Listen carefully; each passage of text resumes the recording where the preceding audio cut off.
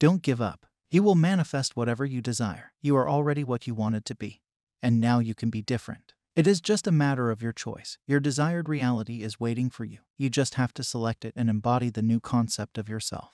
Today, I was listening to a song, and the lyrics of that song led me to a realization. Seriously, all the creative artists have something within them that they convey through their art. And if you can decipher it, you can have that aha moment. This video will definitely help you if you are manifesting something in your life. So the song was focused on a person who was having affairs with multiple women at the same time. But the singer was saying that he cannot commit to many women at the same time. It is like he is wearing two shackles. Therefore, he will only drown but not swim. These lines sparked something within me and led me to a realization. They reminded me of a concept from Neville Goddard. The concept is of an old man and a new man. Have you heard about it before? If yes, then comment down below. Let me shed some light on it. Neville said that we have to die to our old selves and become our new selves before we can witness any change in our physical reality. In other words, you have to change your inner world and your identity. Even in Matthew 6:24, it is said, "No one can serve two masters. Either you will hate one and love the other, or you will be devoted to the one and despise the other." Let's now decipher it and look at it from the perspective of manifestation. In order to manifest, we cannot serve two masters at the same time. This means that we cannot hold two concepts about ourselves at the same time. Either we assume that we have what we want, or we don't. We cannot claim to have it or not of it. I hate you, I love you is a stupid song that causes unnecessary problems. You cannot love and hate someone at the same time. In the same manner, you cannot adopt two contradictory concepts of yourself at the same time. All of this results in a thick fog. You do not obtain clarity. To manifest, you must let go of your old self-concept and embrace a new one. You cannot sail two boats going in different directions at the same time. You cannot go in two directions at the same time. You are just confusing yourself when you are trying to do it.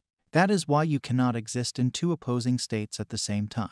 You have to move to a new state of being, a new state of consciousness that you desire. By leaving the old you behind and becoming the new you, who has everything you want, you cannot take the old man with you. Throughout the day, you are in different states of being, and your most dominant state of being determines what you manifest in your reality. When someone says to me that they are doubtful about whether the thing they desire will manifest or not, I simply ask them, where is the doubt coming?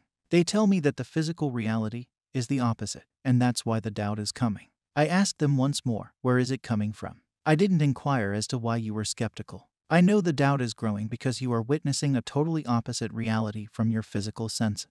But where does it come from? Then, upon self-introspection, they say that it is coming within me. So I inquired, who can access their inner self? They say I have access to it. Then I am like, wonderful. You have found the cause of your doubt. This gives them an eye-opening moment. Many of you are only like this. Doubts are coming within you. And this happens because you are trying to serve two masters, which is creating all the confusion and doubts. It is like in the morning. You are embodying the state of being where you are extremely rich. When you choose this, things are set in motion to match this assumption of yours. But as your day proceeds due to your habit of identifying yourself with the present limitations, you are choosing a different state of being again.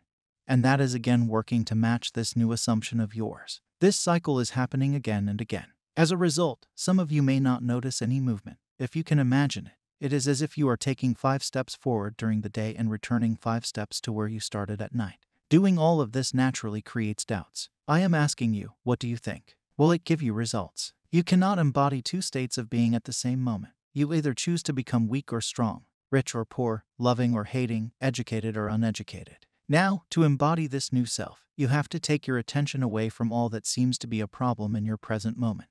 You have to change your state of being by dwelling on your new state of being. Sometimes I listen to people say, I am assuming the state of wish fulfillment, but my specific person is not talking to me. It is funny because how can they assume the new state of being when their focus has not shifted from their problem?